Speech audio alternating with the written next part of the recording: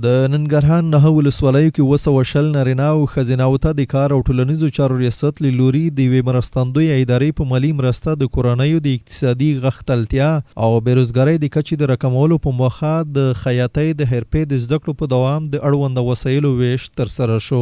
د کار او ټولنیزو چارو رئیس چې په شیرزاد ولسوالۍ کې 80 تنو ته د خیاطۍ د حرفې د وسایلو د ویش په موخه جوړه شوې غونډه کې ګډون کړی و ویل چې دغه دوه برخې د ولسونو په غوښتنه په دغه برنامه کې په پام کې نیول شوی دي. خیاطي حرفه کې زده کړې ترسره کوي او د زده کړو په جریان کې نن دوی ته کټ ورکول شو د خیاطۍ په همدې موخه باندې چې دوی دې باندې به د پاتې زده کړې هغه به ترسره کوي. همدې ته ورته موږ په نور ولسوالۍ کې هم تقریبا چې 9 ولسوالۍ دي د ټولو ته همدغه برنامه جریان لري. تقریبا 220 تنه د ټول ان شاء الله مستفیدین دي او دوی ته به ان شاء الله دغه زده کړې کاملا ورکول کیږي. دوی د کټ هم ورکول کیږي په ضمن کې د خپل د حرفې لازم.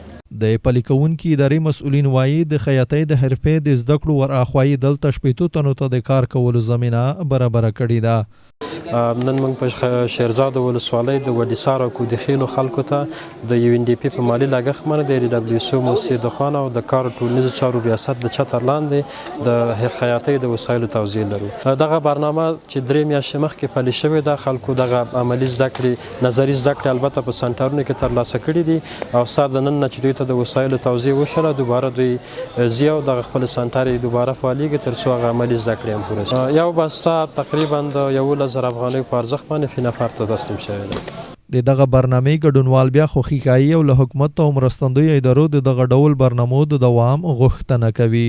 دغه 3 میاشتې کېږي چې دا موږ دغه درس ویو د خیاطي مغه کړې ده.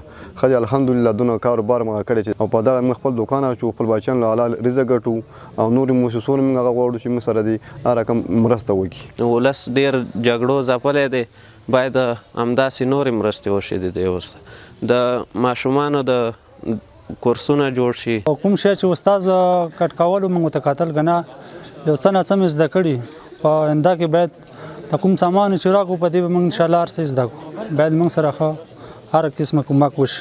هیره دی نوی چې دغه برنامه د ملګرو ملتونو د UNDP په مالي لګښت د ADWSO مرستندویه ادارې له لوري کار او ټولنیزو چارو ریاست سره په ګډه همکارۍ پلي کیږي.